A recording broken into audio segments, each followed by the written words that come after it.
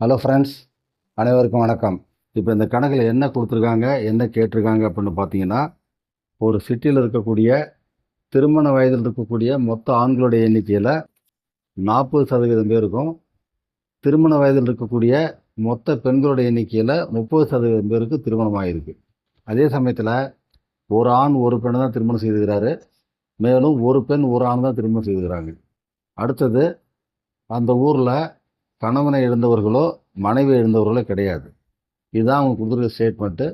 இதுலேருந்து ஒரு விஷயம் என்ன தெளிவாக தெரியுதுன்னா, திருமணமான ஆண்களுடைய எண்ணிக்கையும் திருமணமான பெண்களுடைய எண்ணிக்கையும் சமம்.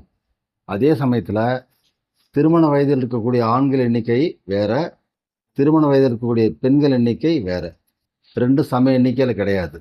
இப்போ அவங்க கேட்குற கேள்வி என்னன்னா, அந்த சிட்டியில் திருமண வயதில் இருக்கக்கூடிய மொத்த ஆண்கள் மற்றும் பெண்கள் இவங்களோட மொத்த எண்ணிக்கையில் திருமணமானவர்களுடைய சதவிகிதம் என்ன?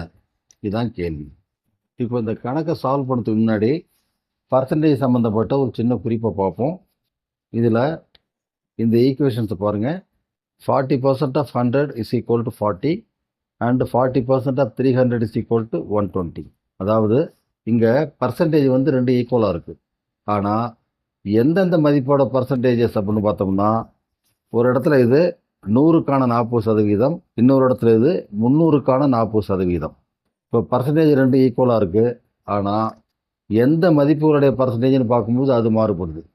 ஸோ இதோட அவுட்புட் என்னவாக இருக்கும்னா, கம்மியான தொகைக்கு கம்மியான அவுட்புட்டும் அதிகமான தொகைக்கு அதிகமான அவுட்புட்டும் இருக்கும். அதுதான் நமக்கு இங்கே கிடைச்சிருக்கிறது. அதாவது 100க்கான 40%ங்கிறது 40, 300க்கான 40%ங்கிறது 120. இப்போ அதே போல் இதில் இன்னொரு கண்டிஷன் பாருங்கள். இங்கே அவுட்புட் ரெண்டுமே ஈக்குவல், அதாவது 60 அண்ட் 60. ஆனால் ஒரு இடத்துல பார்த்தீங்கன்னாக்கா இந்த 60ங்கிறது 3000க்கு 2%. ஆனால் அதே 60 அப்படிங்கிறது 600க்கு 10%. இங்கே அவுட்புட் 60 அப்படிங்கிறது இந்த ரெண்டு கணக்கீடுகள்லையுமே ஈக்குவலாக இருக்குது. ஆனால் சதவீதம் மாறுது. இதில் என்னென்னு பார்த்தீங்கன்னாக்கா 2%ஓட அவுட்புட்ஸும் ஈக்குவலாக இருக்கணும். அப்படிங்கிறப்ப எந்த மதிப்புகளுக்கு நாம் பர்சன்டேஜ் எடுக்கிறோமோ அந்த மதிப்புகள் மாறி போகும். இதில் பார்த்தாலே தெளிவாக தெரியும்.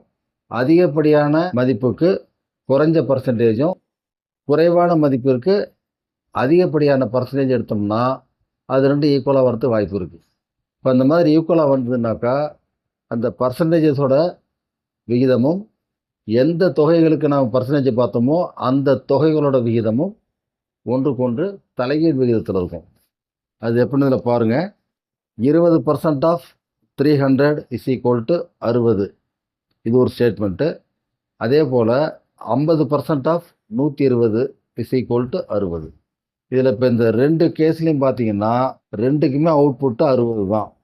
ஆனால் ஒரு கேஸில் இந்த 60ங்கிறது 300க்கு 20%. பட் அதே இன்னொரு கேஸில் இந்த 60ங்கிறது 120க்கு 50%. இங்கே தொகைகள் மாறுது, சதவீதங்கள் மாறுது, ஆனால் ரெண்டுக்குமான அவுட்புட்ஸ் மாறலை. இப்போ இந்த இடத்துல நாம் 20% அப்படிங்கிறத ஏ அப்படின்னும், 300ங்கிற அந்த தொகையை பி அப்படின்னும், 50% அப்படிங்கிறத சி அப்படின்னும், 120ங்கிற மதிப்பை ஏ அப்படின்னு வச்சுப்போம். இப்போ நமக்கு இங்கே என்ன கிடைக்குதுன்னா A/C, அதாவது சதவீதங்களின் ரேஷியோ. அது வந்து நமக்கு 20:50 இருக்குது, அதாவது 2:5. அதே போல் D/B, இந்த டிங்கிறதும் பிங்கிறதும் எந்த மொத்த மதிப்புகள்லேருந்து நாம் சதவீதம் பார்க்குறோமோ அந்த மொத்த மதிப்புகள். இப்போ D/B அப்படிங்கிறது 120:300, தட் இஸ் ஈக்குவல் டு 2:5.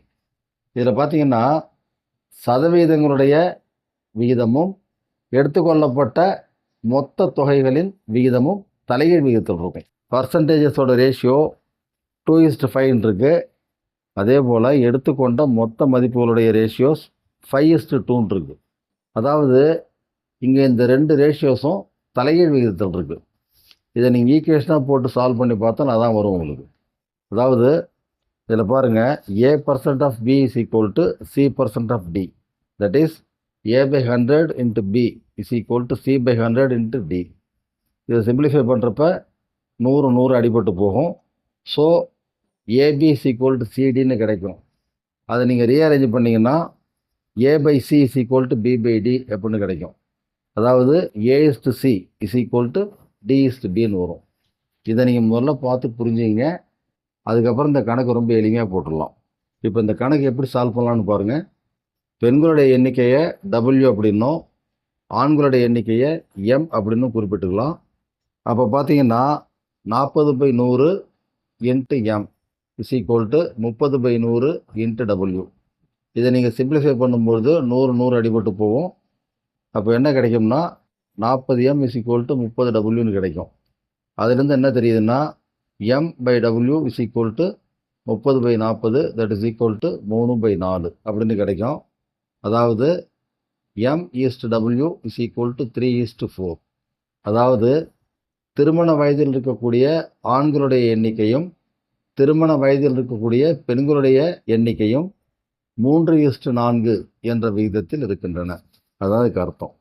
அதாவது திருமண வயதில் இருக்கக்கூடிய ஆண்கள் 3 பங்கு மற்றும் திருமண வயதில் இருக்கக்கூடிய பெண்கள் 4 பங்கு அப்படின்னு கிடைக்குது. இப்போது இந்த 3 பங்கு 4 பங்கு அப்படிங்கிறத 30 மற்றும் 40ன்னு வச்சுக்கலாம். ஸோ தட் நமக்கு பர்சன்டேஜஸ் எடுக்கிறப்ப ஃப்ராக்ஷனில் வராது. இப்போ பர்சன்டேஜ் எடுத்து பார்த்தோம்னாக்கா 40% of men is equal to 40/100 into 30 that is equal to 12. அதாவது திருமணமான ஆண்களின் எண்ணிக்கை 12.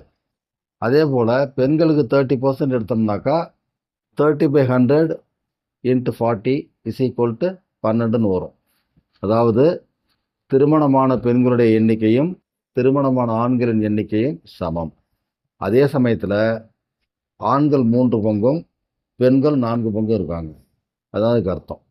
இப்போது இந்த டோட்டல் அடல்ட் பாப்புலேஷன் அப்படிங்கிறது மொத்தம் 70 பேருங்க. அதாவது 30 ஆண்கள் 40 பெண்கள். இந்த 70 பேரில் 12 ஆண்களுக்கும் 12 பெண்களுக்கும் திருமணம் ஆயிடுச்சு. அதாவது 70 நபர்களில் 24 நபர்களுக்கு திருமணம் ஆயிடுச்சு.